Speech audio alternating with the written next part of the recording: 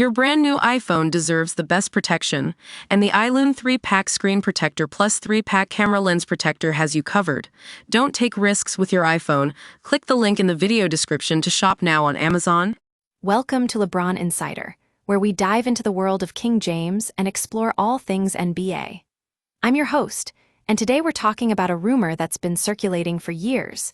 Is LeBron James really running his teams?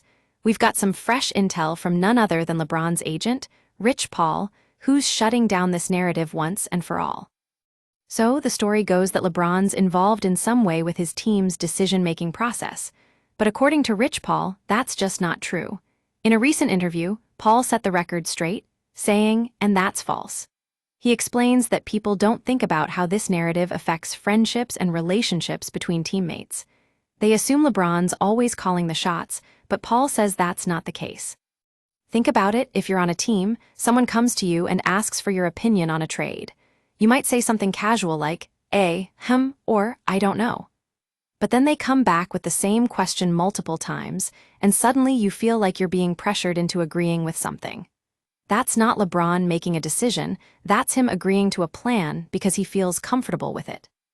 Rich Paul's saying that if LeBron were really running his teams, he'd be aware of all the details involved in big decisions. But we know from past trades that he hasn't always been on top of everything. So how can he possibly run the team? The Westbrook trade, one of the most high-profile moves of LeBron's career, was clearly not a decision he made. Now some folks might say, well, LeBron's been successful in his career. He must be involved in the decision-making process. But that's not necessarily true. We've seen him have teammates who didn't exactly mesh with him on and off the court. The Lakers' experiment with Russell Westbrook was a major bust, and now we know why.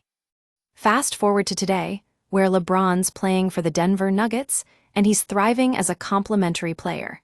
He found his niche in the 2024-25 season, averaging 13.3 points per game, and helping the Nuggets make a deep playoff run.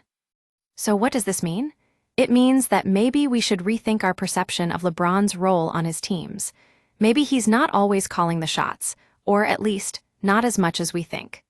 Rich Paul's giving us a glimpse into what really goes down behind the scenes in the NBA. As we look ahead to another potential season from King James, one thing's for sure, if he does decide to come back, it'll be his 23rd time in the league, setting a new record. And who knows? Maybe this newfound understanding of LeBron's role will change the way we see him on and off the court. That's it for today's episode of LeBron Insider. Thanks for tuning in. Until next time, when we'll dive deeper into the world of King James and all things NBA.